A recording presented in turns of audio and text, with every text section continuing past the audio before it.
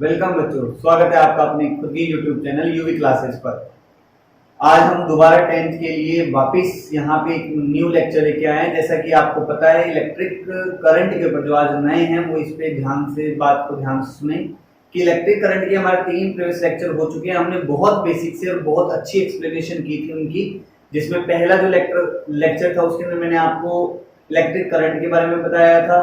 दूसरा जो लेक्चर था उसके अंदर मैंने आपको पोटेंशियल डिफरेंस के बारे में बताया था, और जो थर्ड लेक्चर था उसके अंदर हमने ओम्स लॉ के ऊपर बात की थी। अब हम इसके आगे की तरफ बढ़े तो मैंने आपको तीसरे लेक्चर में बताया था कि आगे हम रेजिस्टेंस के ऊपर बात करेंगे। हमारे पास ओम्स लॉ के अंदर एक न्यू क्वांटिटी निकल के आई थी जिसको हमने कहा था रेजिस्टेंस। रेजिस्टेंस क्या होता है इसको ध्यान से समझना। देखो रेजिस्टेंस हम बात कर रहे हैं रेजिस्टेंस, मतलब अगर मैं हिंदी में बात करूं तो इसको मैं कह सकता हूं प्रतिरोध। देखो ध्यान समझो, दुनिया के अंदर जितने भी मैटर्स होते हैं वो सारे किसी ना किसी चीजों की मिलके बने होते हैं, किसी ना किसी चीजों से। तो मैं यूं कह सकता हूं कि दुनिया के सारे मैटर्स मॉलिक्यूल्स से मिलके बने होते हैं, और मॉलिक्यूल्स जो होते हैं वो खुद एटम्स से मिलके बने होते हैं। कहने का मतलब, मान लो एग्जांपल के फॉर्म में कि मेरे पास ये कोई मैटर है, कुछ भी हो सकता है, कुछ भी, ठीक है। मैंने मान लिया जैसे एल्यूमिनियम मान लो, आयरन मान लो, गोल्ड, सिल्वर, कुछ भी। अब इसके अंदर छोटे छोटे मॉलिक्यूल्स होंगे, ये बहुत सारे मॉलिक्यूल्स से मिलकर बना होगा। मॉलिक्यूल्स के अंदर एटम्स होंगे, और एटम्स के अंदर इलेक्ट्रॉन, प्रोटॉन, न्यूट्रॉन ये सब होते हैं। तो हम क्या जानते हैं कि किसी भी एटम्स के अंदर न्यूक्लियस होता है जिसके अंदर पॉजिटिव पार्टिकल प्रोटॉन होता है। प्रोटॉन के चारों तरफ कौन चक्कर लगाता है? इलेक्ट्रॉन चक्कर लगाता है। अपनी फिक्स ऑर्बिट्स के अंदर इलेक्ट्रॉन्स क्या करते हैं? रिवॉल्यूशन करते हैं। और ये बात समझने, ये बात आप सब लोगों को पता है, आप लोग 8th क्लास से या उससे भी पहले से बात पढ़ते हुए आ रहे 6-7 से, कि किसी भी मैटर के अंदर इलेक्ट्रॉन्स पाए जाते हैं। अब क्या होता है, जैसे ही मान लो मैंने इसको किसी बैटरी से कनेक्ट किया, तो आप क्या देखते हो कि इलेक्ट्रॉन के ऊपर नेगेटिव चार्ज है, और आप ये बात जानते हो कि नेगेटिव नेगेटिव को रिपेल करता है। तो इलेक्ट्रॉन पॉजिटिव पार्टिकल, पॉजिटिव जो टर्मिनल है, बड़े वाली जो बैटरी का टर्मिनल है, इसकी तरफ जाने की कोशिश करता है। तो अब जो आउटर मोस्ट सेल है, जो लास्ट वैलेंसी शेल है, उसकी इलेक्ट्रॉन अगर पॉजिटिव टर्मिनल की तरफ जाएंगे, तो जाने के लिए ये जैसे ही यहाँ से जाना शुरू होते हैं, यहाँ पे कुछ हिंड्रेंस जनरेट होगा। हिंड्रेंस मतलब मैं कह सकता हूँ कि कुछ रुकावट उत्पन्न होगी। क्यों? अब ये मैंने एक एग्जांपल लिया है, एक बनाया है यहाँ पे। अब इसके अंदर बहुत सारे एटम्स होते हैं, बहुत सारे मॉलिक्यूल्स के अंदर एटम्स होते हैं, ऐसी सारी चीजें होती है। तो वो क्या करते हैं आपस में, इलेक्ट्रॉन इलेक्ट्रॉन को रिपेल करता है। मान लो इसके पास कोई दूसरा एटम्स यहाँ आ रहा हो, उसका वैलेंस इलेक्ट्रॉन भी इसको रिपेल करेगा। तो इस हिसाब से एक दूसरे को रिपल्सन, अट्रैक्शन, हिसाब के बहुत सारे फोर्स होते हैं, जिस कारण क्या होता है, हिंड्रेंस उत्पन्न होता है या प्रोड्यूस होता है। तो उस हिंड्रेंस को मैं क्या कहता हूँ? रेजिस्टेंस कहते हैं। उस हिंड्रेंस को हम क्या कहते हैं? रेजिस्टेंस। तो इसका मतलब रेजिस्टेंस समझने के लिए आपने क्या देखा? रेजिस्टेंस का मतलब हो गया it is nothing, it is only the obstacle, it is only the obstacle in the path of flow of electron. के इलेक्ट्रॉन का जो प्रवाह हो रहा है उसके जो रास्ता है, या मैं कह सकता हूँ resistance is nothing, it is only the obstacle in the flow of electron. इलेक्ट्रॉनों के बहाव में, करंट के फ्लो के अंदर जो चार्ज का जो फ्लो होता है उसे हम करंट कहते हैं। तो करंट के फ्लो के अंदर जो ऑब्स्टेकल्स जनरेट हो रहा है, जो रेस्ट्रिक्शंस आ रहा है, उसको हम क्या कह रहे हैं? रेजिस्टेंस कह रहे हैं। तो मैं क्या कह सकता हूं?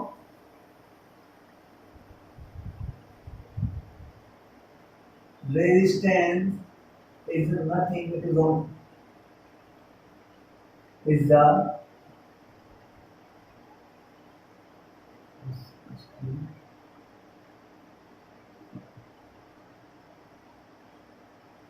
in the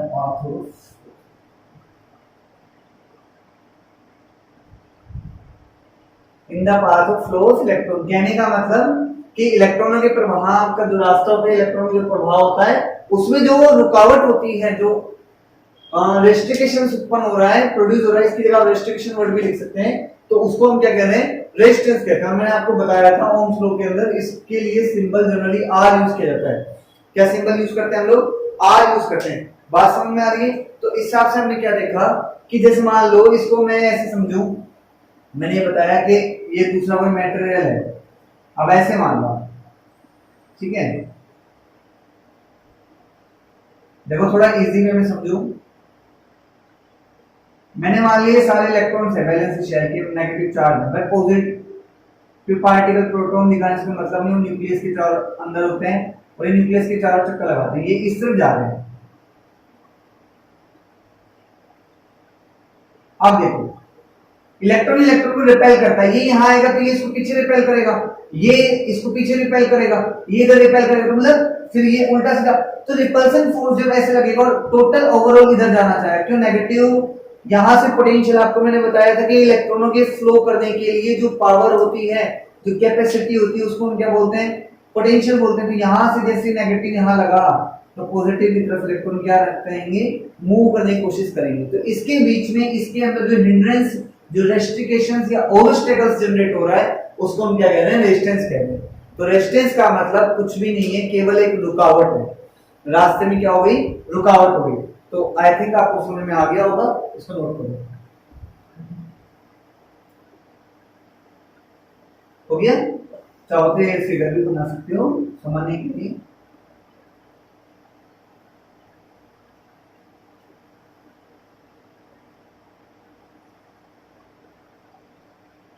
हो गया होगा छोटा सा। देखो ये ऐसे नहीं लिखना है, ये कैसे था,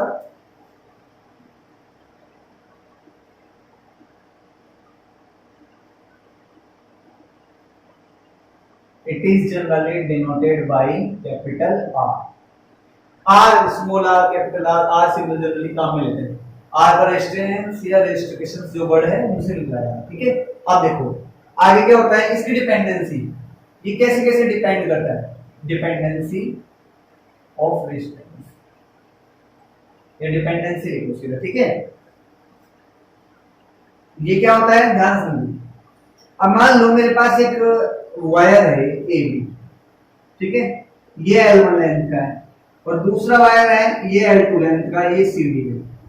अब मैंने क्या किया, दोनों का मटेरियल सेम रखा, अगर ये कॉपर का तो ये भी कॉपर का, ये एल्यूमिनियम का, ये एल्यूमिनियम का, ये आयरन का, ये आयरन का, एक्सवाइजेड एनी मटेरियल जो कंडक्टर हो जनरली, जिसको हम इजीली मेजर कर सके, उनके लिए बात कर रहा हूं मैं।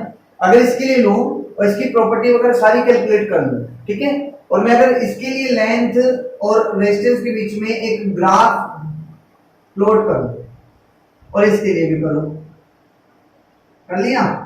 अब मैं क्या करूं, इन दोनों को कंबाइन कर दूं, ऐड कर दूं, जोड़ दिया, लंबी चौड़ी वायर बनाते हैं। अब मान लो बीच में एक कॉमन पॉइंट आ गया मुझे, और फिर इसके लिए एक ऐसे निकालो पूरी लेंथ L मान ली, L = L1 + L2।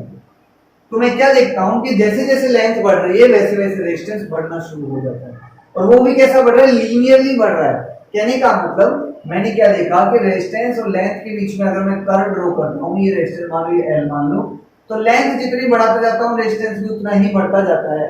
अब तो आपको ये कर्व समझ में आने लग गया होगा, प्रोपोर्शनल कर्व है।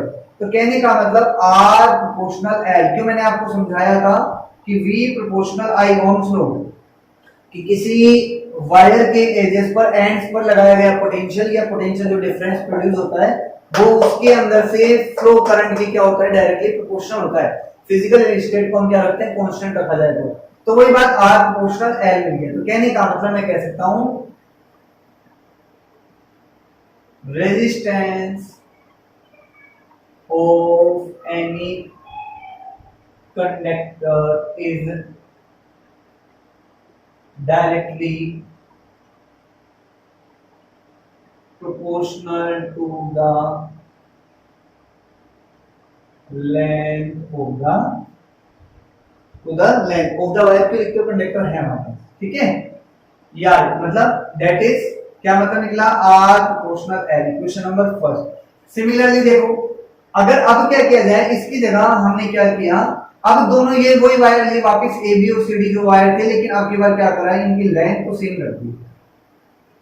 देखो मैंने क्या करा, ये भी L लेंथ का है, CD ये भी L लेंथ का है, ठीक है, दोनों की लेंथ है, लेकिन इसका क्रॉस सेक्शन, इसकी जो थिकनेस है, इसकी जो मोटाई है, इनकी जो थिकनेस, जैसे मान लो ये वायर मान लूं, तो ये थिकनेस, पहले लंबाई ये थी, अब ये थिकनेस, ये अलग अलग हो। तो मैंने क्या देखा कि जो वायर जितना ज्यादा मोटा होगा उसका रेजिस्टेंस उतना ही कम आएगा। कहने का मतलब अगर रेजिस्टेंस और एरिया के बीच में कर्व ड्रॉ करूं तो वहां पे मेरे को ये बात मिली कि जैसे जैसे एरिया बढ़ता है वैसे वैसे रेजिस्टेंस क्या होता है, कम होना शुरू हो जाता है। इस हिसाब से डिक्रीज होना शुरू हो जाता है। या फिर अगर मैं क्या करूं, इसकी जगह कर्व ऐसे बनाऊं, 1/a लूं यहाँ पे, तो यहाँ पे r लूं, तो देखो जब इसके क्या चल रहा है, इनवर्सली प्रोपोर्शनल चल रहा है, तो इनवर्सली प्रोपोर्शनल के साथ क्वांटिटी लूंगा तो डायरेक्टली प्रोपोर्शनल हो जाता है। आगे बात समझ में, तो हम क्या लिखते हैं, resistance of any conductor is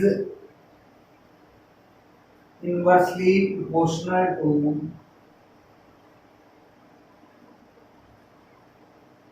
the area, cross section area।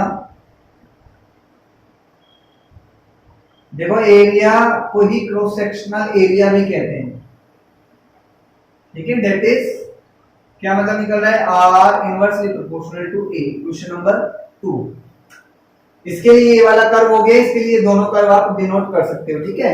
ये थोड़ा सा देखो, इसको मिटा दूं अगर मैं इस पार्ट को, तो मैं यूं कह सकता हूं कि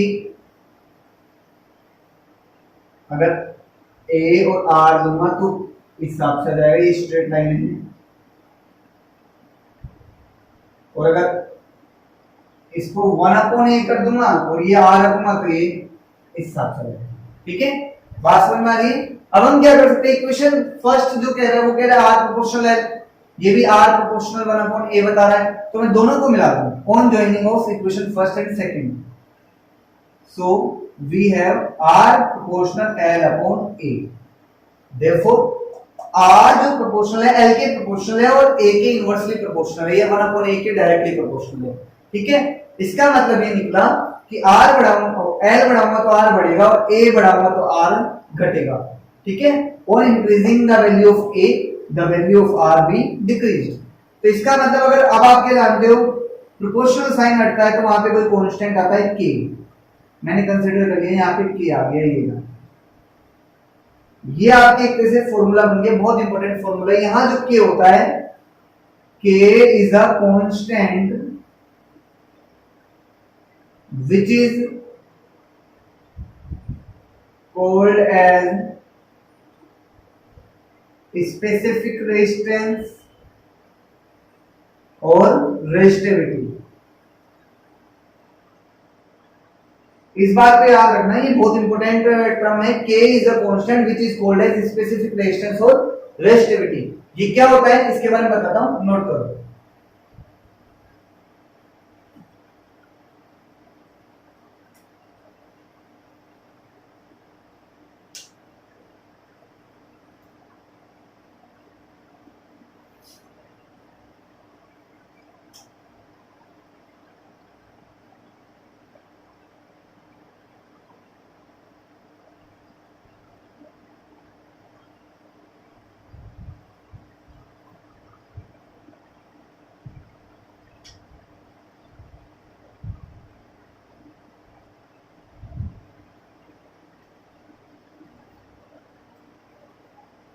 कर लिया नोट, आई होप सो आपने कर लिया होगा,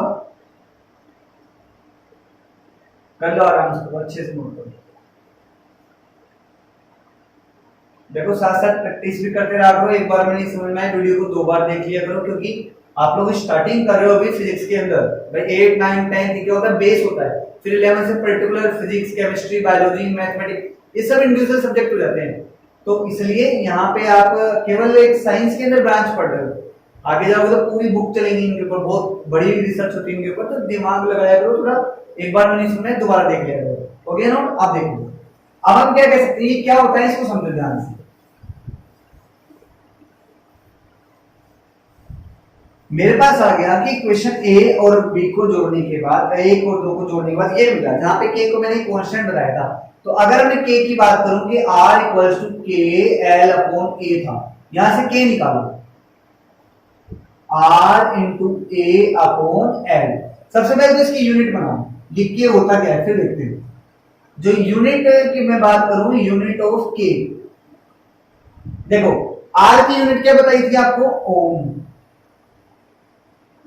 into area, length into length, या पाई आर स्क्वायर, सबके अंदर आप देख रहे हो कि मीटर का स्क्वायर होके आ रहा है, मतलब डिस्टेंस का स्क्वायर, तो एल किस में चलता है, मीटर में। आप क्या देख सकते हो, 1 मीटर से 1 मीटर कैंसिल आउट हो गया, तो मेरे पास यूनिट ऑफ ओम आ गया, इसका आ गया के का ओम इंटू मीटर, या सिंबल की फॉर्म में ऐसे लिख सकता हूं। ठीक है, ये इसके ऐसा यूनिट है, स्टैंडर्ड यूनिट है। ये पेपर के अंदर बहुत बार पूछता है कि what will be the unit of के, ना रेजिस्टिविटी है, स्पेसिफिक रेजिस्टेंस। देखो रेजिस्टिविटी सिंबल फिर भी याद रह जाएगा, स्पेसिफिक रेजिस्टेंस जब आता है तो कई बार बच्चे कंफ्यूज हो जाते हैं, इसको रेजिस्टेंस समझ जाते हैं और ओम ही लिख देते हैं। यहां ओम नहीं आएगा, स्पेसिफिक रेजिस्टेंस का मतलब हो गया आपकी रेजिस्टिविटी। अब देखो ये क्या कह रहा है, अब ये होता क्या, इसकी डेफिनेशन समझते हैं हम लोग।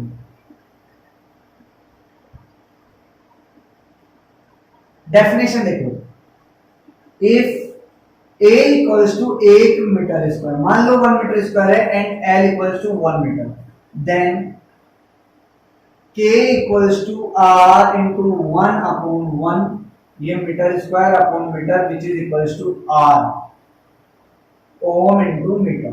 क्यों, 1 मीटर यहां से बच गया, R ही का ओम आ गया और ये मीटर आ गया, तो कहने का मतलब K बिकम R। कब बनता है ये, जब दोनों पर्टिकुलर वैल्यू एक एक हो। तो कहने का मतलब मैं क्या कह सकता हूं, specific resistance is the resistance of conductor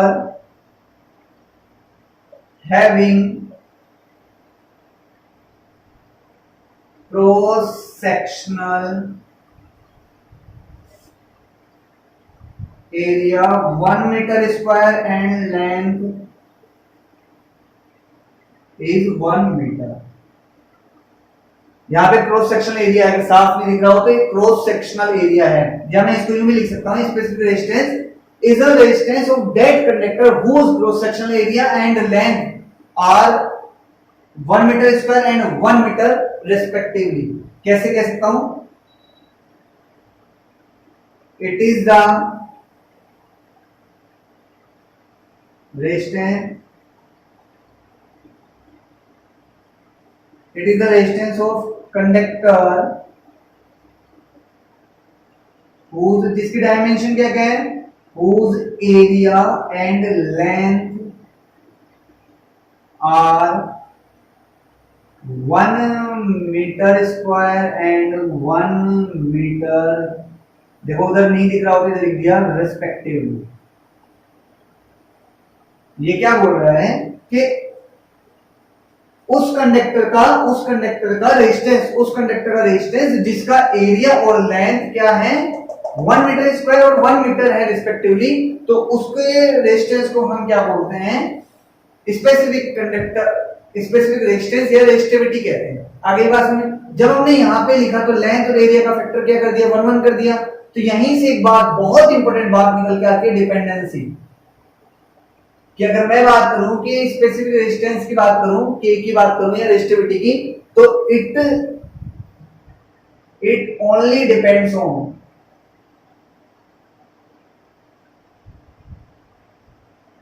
the material of conductor and temperature of conductor.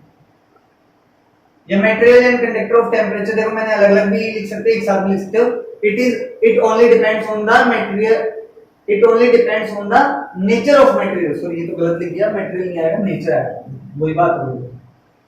चलो एक साथ लिखो, एक मिनट रुको, सॉरी ये क्या हो गया, depends on the nature and temperature of the conductor. देखो याद भी रह जाएगा, नेचर एंड टेम्परेचर है ना, दोनों वर्ड। तो इसका मतलब ये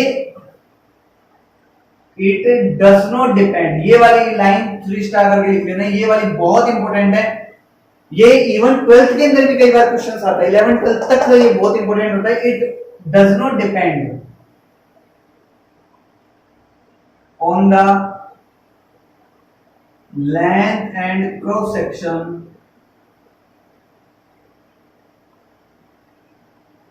area of the conductor। देखो ये बहुत इंपॉर्टेंट है डिपेंडेंसी। ये किसके लिए बात कर रहा हूं मैं? स्पेसिफिक रेजिस्टेंस के लिए बात कर रहा हूं, के के लिए बात कर रहा हूं, आर की बात नहीं कर रहा हूं डिपेंडेंस की। किसकी बात कर रहा हूं? के की बात कर रहा हूं। दोबारा समझ लो, के यानी कि स्पेसिफिक रेजिस्टेंस रेजिस्टिविटी क्या होती है कि अगर कोई कंडक्टर लिया हुआ कंडक्टर इसकी लेंथ 1 मीटर और एक cross section area 1 metre square हो, तो इसका जो रेजिस्टेंस होगा वही क्या होगा, इसका क्या कहलाएगा? आपके स्पेसिफिक रेजिस्टेंस कहलाएगा। तो ओवरऑल मैं कह सकता हूं ये एक इंट्रिंसिक प्रॉपर्टी होगी किसी पर्टिकुलर मटेरियल की। इंट्रिंसिक प्रॉपर्टी होगी चाहे कितना ही बड़ा, और किसी क्रॉस सेक्शन एरिया का कुछ भी ले लो, कोई भी कंडक्टर ले लो किसी भी शेप में, उसका रेजिस्टिविटी कभी भी चेंज नहीं होगी। इंट्रिंसिक मतलब इनबिल्ट प्रॉपर्टी, अंदर क्या है उसके वो प्रॉपर्टी रहेगी। बात समझ में आ रही है? तो इस हिसाब से मैं कह सकता हूं ये इंट्रिंसिक प्रॉपर्टी होगी। जैसे मान लो मैं कहूं कि हम लोग रोटी बना रहे हैं, ठीक है, तो रोटी का साइज कितना ही बड़ा कर लो या कितनी ही मोटी कर लो, लेकिन जो आटे का जो स्वाद आता है, जो हम रोटी का जो टेस्ट आ रहा है, उसको हम चेंज नहीं कर पा रहे हैं, केवल साइज के कारण। अब आपको उसमें नमक ज्यादा कम, वो एक एक्स्ट्रा अलग बात हो गई। तो फिर नेचर और टेम्परेचर की बात यहां भी कर रहा हूं। अगर उन चीजों को कांस्टेंट माना जाए तो साइज का किसी भी प्रकार की डायमेंशन चेंज होने का कभी भी रेजिस्टेंस पे कोई फर्क नहीं पड़ता। मैं बार बार जोर दे रहा हूं इस बात पे कि किसी भी डायमेंशन के चेंज होने का रेजिस्टिविटी पे कोई भी प्रभाव नहीं पड़ता है। There is no effect is produced on the resistivity of any changing in dimension. ठीक है, इसको नोट कर लो प्रॉपर वे में।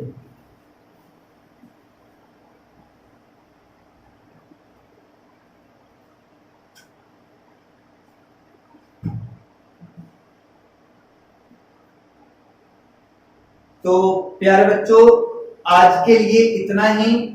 लेक्चर को अच्छे से देखिए, एक बार में नहीं समझ में दोबारा देखिए। अब आगे है कि डिपेंडेंसी ऑफ रेजिस्टेंस क्या क्या होता है, फिर उसके कॉम्बिनेशंस कैसे होते हैं, सीरीज का, पैरेलल का, वो सब। तो इसी तरह बने रहें।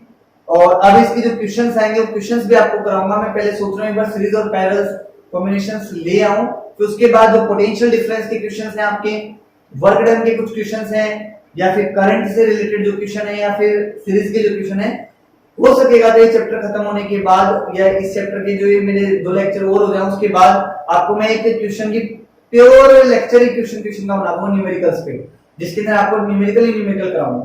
2-3 लेक्चर आपके मैं बना दूंगा स्पेशल। अगर आप लोगों को डिमांड रही तो आप मुझे बताएं कि आपको पसंद आ रहा है नहीं आ रहा, जैसा भी आ रहा है आप मुझे कमेंट सेक्शन में रिप्लाई जरूर करें। ठीक है दोस्तों, थैंक यू वेरी मच।